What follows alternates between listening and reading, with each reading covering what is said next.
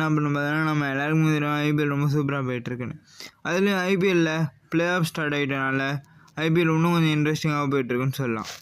அதில் நேற்றுக்கான மேட்சான KKR vs SRH சீரியஸாக அந்த மேட்ச் ரொம்பவுமே நல்லா இருந்துச்சு. அதில் எந்த ஒரு டவுட்டுமே இல்லை. அதுக்கு முக்கியமான காரணம் என்ன அப்படின்னு பார்த்தீங்கன்னா, இந்த மேட்ச்சில் எஸ்ஆர்ஹெச் ஃபர்ஸ்ட் பேட்டிங் பண்ணாங்க. அதில் எஸ்ஆர்ஹெச்லேருந்து எல்லா பேட்ஸ்மேனுமே சீக்கிரமாக அவுட் ஆனாங்க. But accept one batsman. யார் அப்படின்னு பார்த்தீங்கன்னா, நம்ம ராகுல் திருப்பதிங்க. சீரியஸாக ரொம்பவே சூப்பராக ஆடினால அதில் எந்த ஒரு டவுட்டுமே இல்லை. அவரோட 55 ரன்ஸ் ரொம்ப டீம் ஸ்கோருக்கு ரொம்ப குரூஷியலாகவே இருந்துச்சு. நல்லா ஆடினாங்க. பட் அன்ஃபார்ச்சுனேட்லி அவர் ஒரு ரன் அவுட்டில் அவுட் ஆகிட்டார். அவர்னால அதை ஒரு மாதிரி ஒத்துக்கவே முடியல. அந்தளவுக்கு டிசப்பாயின்மெண்ட்டில் இருந்தார். அது மட்டும் இல்லாமல் ஒரு கேப்டன் பேட் கமின்ஸ் கிட்டேருந்து ஒரு நல்ல கேமியோ பார்த்தோம். அது மூலமாக எஸ்ஆர்ஹெச்க்கு ஒரு நல்ல டோட்டலாக கிடச்சிது. ப்ளஸ் கேகேஆர் பக்கத்துலேருந்து பார்த்திங்கன்னா நிறையா பாசிட்டிவ் இருந்துச்சு.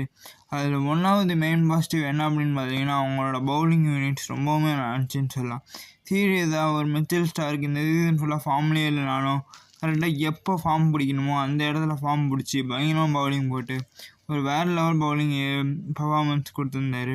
ப்ளஸ் நிறைய எல்லா பவுலர்ஸுமே யுனைட்டடாக நல்லா பர்ஃபார்ம் பண்ணியிருந்தாங்க. ஒரு ஆண்ட்ரே ரசலாகவே இருக்கட்டும், சுனில் நரேன் கூட ஒரு நல்லா போட்டார். கொஞ்சம் எக்ஸ்பென்சிவாக இருந்தாலும் ஒரு இம்பார்ட்டன்ட் விக்கெட் எடுத்தாருன்னு சொல்லலாம். மொத்தமாக எஸ்ஆர்ஹெச் அடித்த டோட்டல் எவ்வளோ அப்படின்னு பார்த்தீங்கன்னா 159, 160 எடுத்த கேகேஆர் வின்னுன்ற சுச்சுவேஷனில் நம்மளும் குர்பாஸும் சுனில் நரேனும் ஓப்பனிங்க்கு வந்தாங்க. அன்ஃபார்ச்சுனேட்லி 2 பேருமே சீக்கிரமாக அவுட் ஆனாங்க. பட் ஒரு வெங்கடேஷ் ஐயரும் ஸ்ரேயாஸ் ஐயரும் நின்று கேமை பர்ஃபெக்டாக கேகேஆருக்கு முடிச்சு கொடுத்தாங்க. இது மிகப்பெரிய பாசிட்டிவ் கேகேஆர் பொறுத்த வரைக்கும். ஆமாங்க, ஒரு வெங்கடேஷ் ஐயரும் ஒரு ஸ்ரேயாஸ் ஐயரும் ஃபார்முக்கு வந்தாங்கன்னா கேகேஆருக்கு அது ரொம்பவுமே ஒரு நல்ல விஷயமா இருக்கும். ரைட் டைமில் ஒரு நல்ல ஃபார்ம் பிடிச்சிருக்காங்கன்னு எனக்கு தோணுது. ஸோ இந்த வாட்டி கேகேஆர் கபடிப்பாங்களா மாட்டாங்களான்றதை பற்றி நீங்கள் கமெண்ட் பாக்ஸில் கமெண்ட் பண்ணுங்கள். இந்த வீடியோ பிடிச்சிருந்தா லைக் பண்ணுங்கள், ஷேர் பண்ணுங்கள்.